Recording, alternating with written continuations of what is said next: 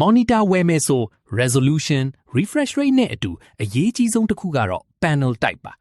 panel မတူရင်ကိုမြင်ရမယ့်အယောင်ကြည့်လို့ရတဲ့အနေအထားနဲ့ gaming performance တွေပါအကုန်ကွာသွားတာပါဒီနေ့မှာတော့အသုံးအများဆုံး panel 3မျိုးအကြောင်းကိုအယိုးရှင်းဆုံးရှင်းပြပေးသွားပါမယ်မင်္ဂလာပါ TNS sharing ကနေပြန်လဲကြိုဆိုလိုက်ပါတယ်ခင်ဗျာအရင်ဆုံး IPS panel အကြောင်းပြောရအောင်သူ့ရဲ့အဓိကအားသာချက်ကအယောင်ပါပဲဘာကြောင့်ကောင်းလဲအယောင်ကတကယ်အစ်စ်အတိုင်းတိကျတယ်ဆိုပြီးတယ်နောက်ပြီး viewing angle ကောင်းတော့ဘေးဆောင်ကကြည့်အပေါ်ကကြည့်အယောင်ကပြောင်းမသွားဘူး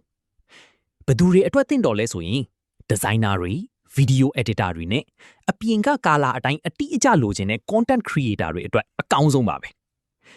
အားနည်းချက်ကတော့ဈေးကတခြား panel တွေထက်နည်းနည်းပိုများတတ်ပြီး contrast ဆိုတဲ့အလင်းအမောင်ပိုင်းမှာတော့ VA လောက်နှက်ဆိုင်မှုမရှိဘူးအတူချုပ်ပြောရရင်အယောင်မှန်နဲ့အလုပ်လုပ်ချင်ရင် IPS ကိုရွေးတင်ပါတယ်ဒုတိယတစ်ခုကတော့ VA panel ပါသူကတော့ contrast ကိုအသားပေးထားတာဖြစ်ပါတယ်ဘာကြောင့်ကောင်းလဲအမဲရောင်ကိုတကယ်အမဲစစ် deep black ဖြစ်အောင်ပြပေးနိုင်တယ် dark scenes တွေမှာ detail တွေကပိုပေါ်လွင်တာပေါ့ဘသူတွေအတွက်သင့်တော်လဲဆိုရင်ညဘက်မှာရုပ်ရှင်ကြည့်ရတာဝါသနာပါတဲ့သူတွေ Netflix ကြည့်တာပဲဖြစ်ဖြစ် entertainment ပိုင်းအတွက်တော့ share ပဲ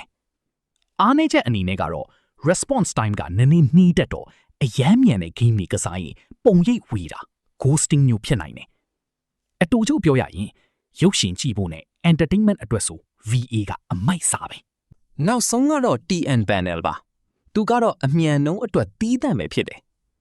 ဘာကြောင့်ကောင်းလဲ response time အမြန်ဆုံးမို့လို့လှုပ်ရှားမှုတွေမှာပုံရိပ်ပြတ်သားမှုကအကောင်းဆုံးပဲဈေးလည်းအသက်သာဆုံးလို့ပြောလို့ရတယ်ဘသူတွေအတွက်လဲ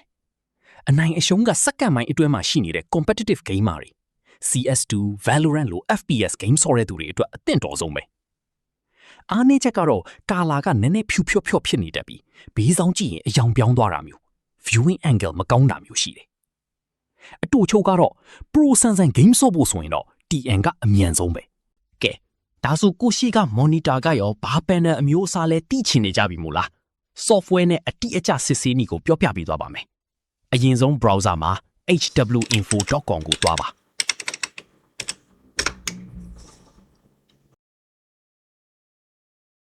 free download ထဲကမှ portable version ကိုရွေးလိုက်ပါ install လုပ်စရာမလိုပဲတန်းဖွင့်သုံးလို့ရလို့ပို့လွယ်ပါတယ်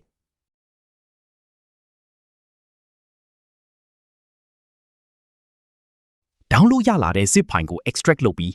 hwinfo64 သို့မဟုတ်32ကိုဖွင့်လိုက်ပါ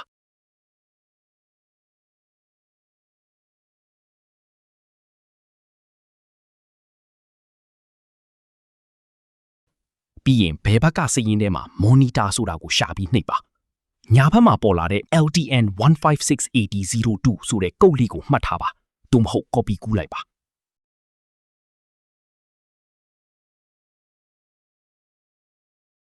နောက်ဆုံးအဆင့်ကတော့ Google မှာ panel look လို့ရိုက်ရှာပြီး website ထဲဝင်ပါ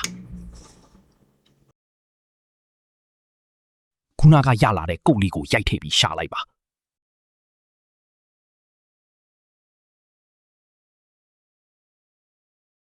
ထွက်လာတဲ့ result ရဲ့ display mode ဆိုတဲ့နေရာမှာကြည့်လိုက်ပါ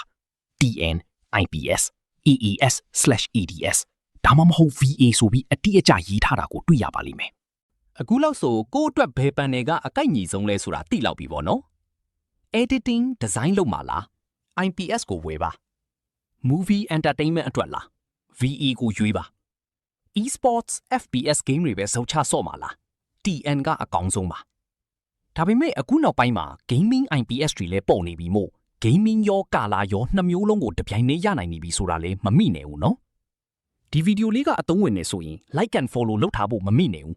နောက်ထပ်လည်းနည်းပညာဗဟုသုတတွေကိုအခုလိုပဲရိုးရိုးရှင်းရှင်းလေးရှင်းပြပေးသွားပါဦးမယ်အားလုံးပဲနောက်ဗီဒီယိုဒီမှာပြန်လည်ဆုံတွေ့ပါမယ်